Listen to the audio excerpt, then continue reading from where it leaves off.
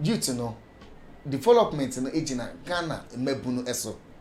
So let's talk some more about this music and say something about it. How come say this music or this song that you pick as your campaign song? Yes, thank you very, very much. Let me first of all greet our viewers and listeners. Now, this song has to do with the youth. Okay. You see, in every country, the youth are the pillars. They are the heartbeats. And therefore, in Ghana, the youth, apart from the air God gives to us, they are the next air God has given to us to breathe in. That has to do with development and progress. Okay. Now, when there are governments that do not encourage the youth, the country got messed up. And we have seen that the youth have been marginalized and they have been deprived from their rights. And that is why there are no developments going on. Okay. So I deem it very expedient that if I have to come as a leader, then we need a youth. We need the youth.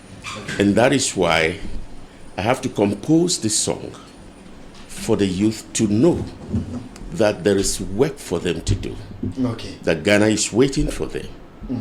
Their ancestors are still expecting them to come and do things that is right for the country. Their siblings are looking onto them, the youth. So, for instance, if you grow old, you depend on your child or your son and daughters. So they are the youth. They are the strength of the country. They are the people who think for us. They are the innovators and inventors. So when we marginalize them, it means that we are hurting the country.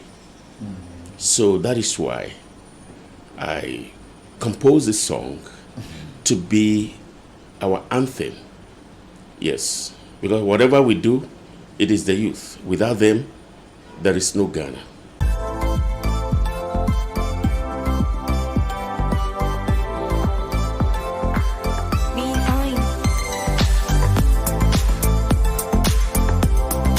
Those who came after him, if they have really manned the affairs of our country well, with all our resources, if they have utilized our resources and developed the country, nobody will be yearning to, be fighting to be a president. But, they have failed.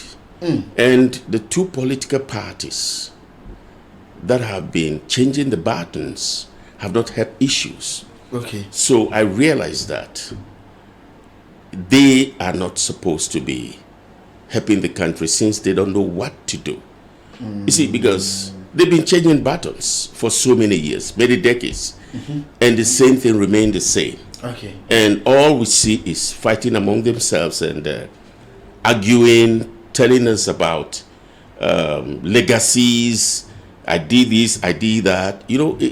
It pains some of us, because a leader will not be telling the populace, I did this. Because you were sent there to take care of the country, not to tell people what you have done. So we feel that, look, we don't need political parties to rule us again. And therefore, some of us have to come out as independent candidates. That's why I came out. Because now, for instance, if they are given mandates, the political parties are given mandates, we all know what they do. They share the positions among themselves. There are people outside the political parties that can do the job. Technocrats are there. But they ignore them and only share it among themselves. And that is why you see the porousness of the government we have seen so far. And therefore, somebody must come out and say, no, enough is enough for us to survey the situation in the country. So that is why I came out.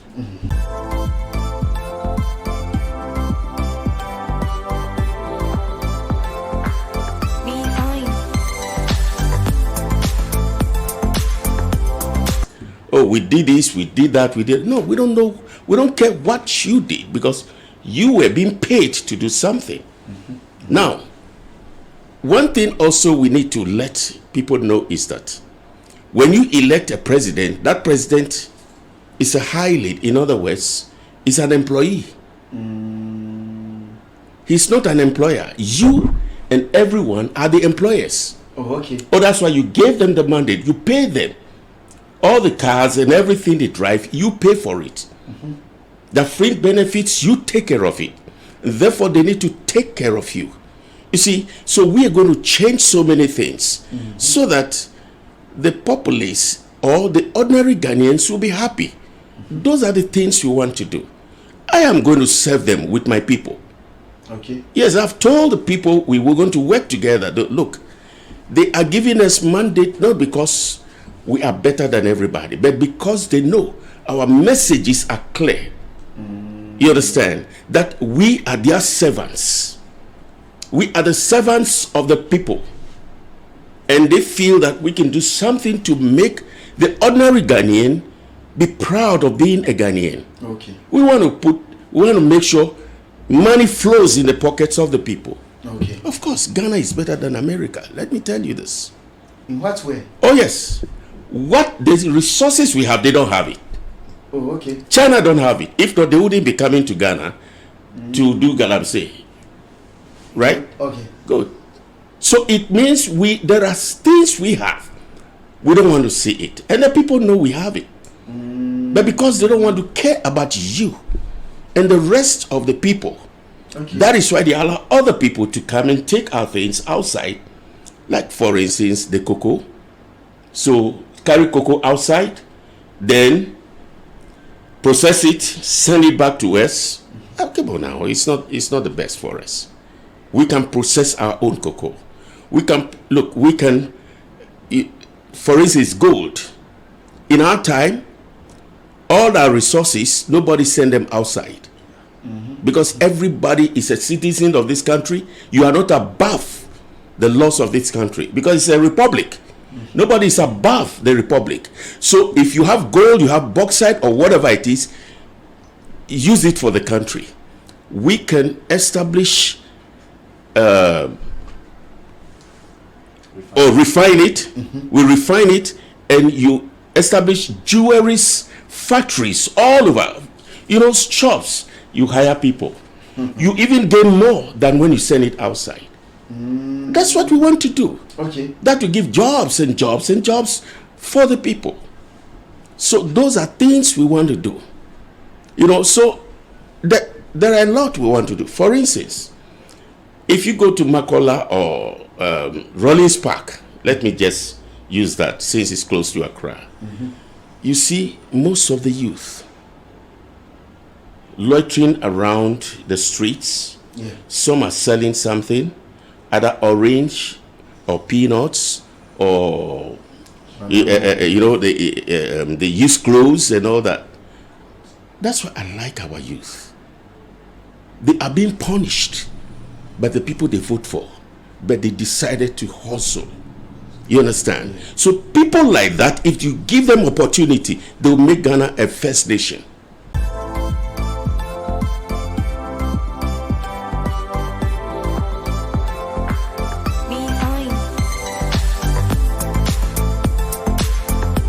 In every location, we have street markets, well structured and covered, ventilated, every air conditioned, full, and we hire people to take care of the cleaning and everything. And when you enter, before you enter, you pay 2 cedis.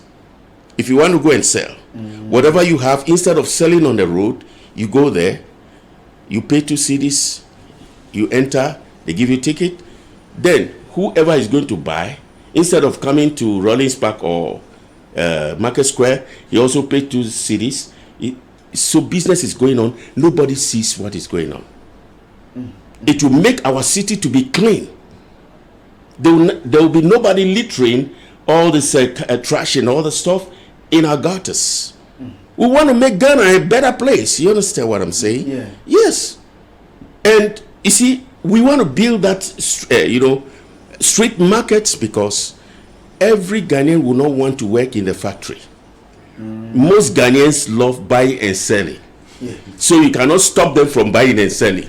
You understand? To do their own business. They have to do their own thing. So we build them street markets to do it. Then we are going to make sure we have what we call immediate term jobs, which is mechanized farmlands. We want to make Ghana a land of farms. During Nkrumah time, he did it. Oh, okay. Yes. Farmlands all over, mechanized. And when we do that, we're going to make this, the unemployed graduates, they will go there. They have their placement there. And we're going to remove all the kayayis out from the streets to the farmlands.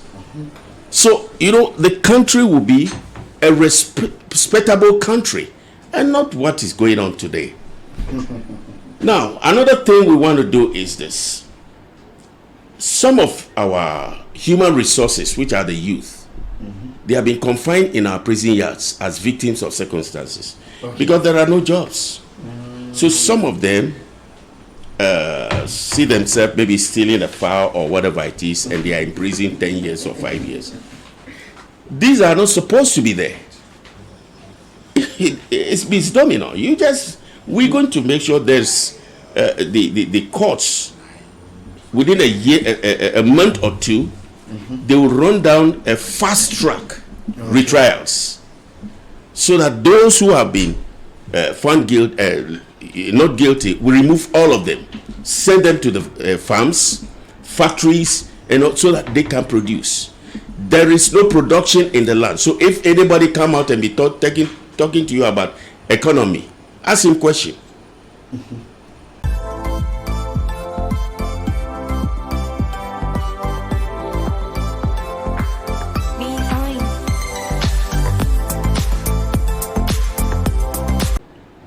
To utilize their own resources. Do you understand? They utilize their own resources. And that will make all the regions to develop simultaneously. So the president does not go about say, I'm going to IMF this. No. You only have to help the regions. If they need something, we give it to them.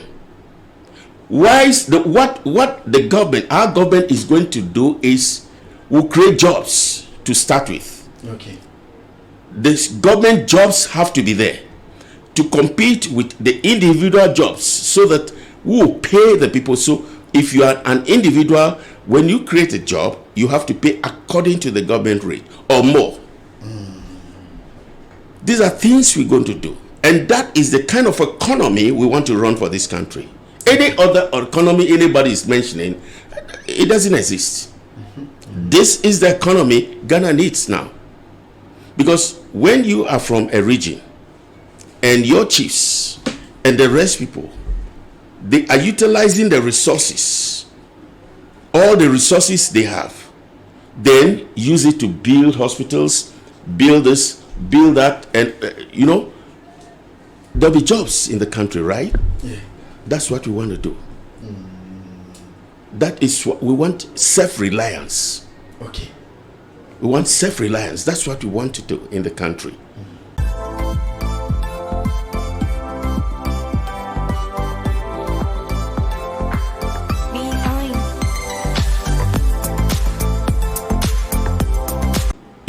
Enjoy the country they belong to. Okay. Put smiles on the faces of the people. And that's what we want to do. The resources are there. The resources are there. Now we talk of education. Now we have this SHS, free SHS.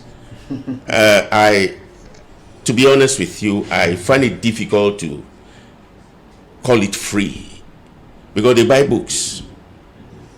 During Nkrumah time, I was very young, but then the textbooks are in the school. When you come, they give it to you. All you have your notebooks. They give notes, you write in everything, you go home, you learn.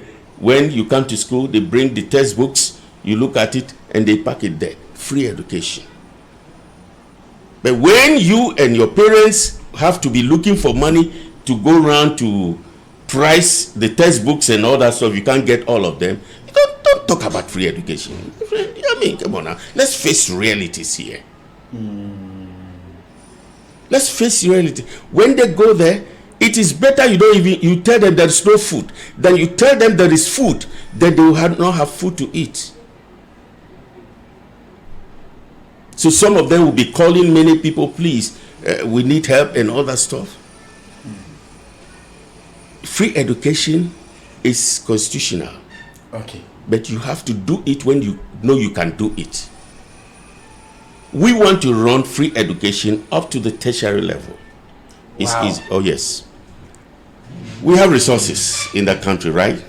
All we need to do is to utilize the resources. The natural resources. Natural resources. If the minerals, natural resources are there for us. So if we utilize them very well, we can take 2 or 3 of the resources, that is the mineral resources, to cater for education. So that money comes into the purse of education. It is tenable. It can be done. Dr. Kwame Nkrumah was doing it. So why can't we do it? You know? Then we talk about the free ports and harbor. Yeah. You see, if you want to buy a car today, or you want to rent a car, it's very expensive, right? Yeah. More than even they rent it in the US. It's because of the high duty. So you don't blame them. The spare parts are very high. So we can't blame them, the spare part dealers, because everything is very high. When they go out and buy them, the duties are very high. Okay. That is why we want to run a duty-free ports and harbor. Okay. Let the spare part dealers go out, buy them, and they pay 10% of whatever they have bought. Then it will be cheap in the market. Okay.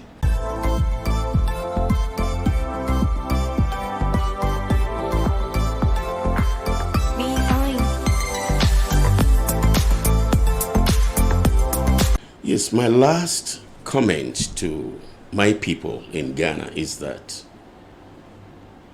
I know what they're going through. Okay. The hardships have been there. The sufferings, I have been there.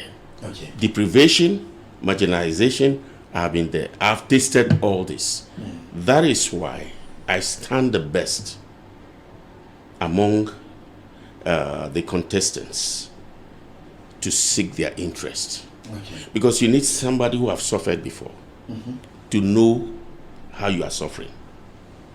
You know, we always say, "Sewo me in Pabua," or something like that. You know how it pinches me. Yeah. So you need somebody who have tasted what you have tasted, who have suffered hardship and everything. That is the person who can handle things. You work hand in hand. So I want to tell them, everything is not over yet. Okay. This 2024, they should go out there, vote for Dr. Tom Asiseh, Uncle Tom. The only Uncle Tom. You know, and when we win, I'm going to work with them. Okay. Yes, to make the country a better place to live in. All right.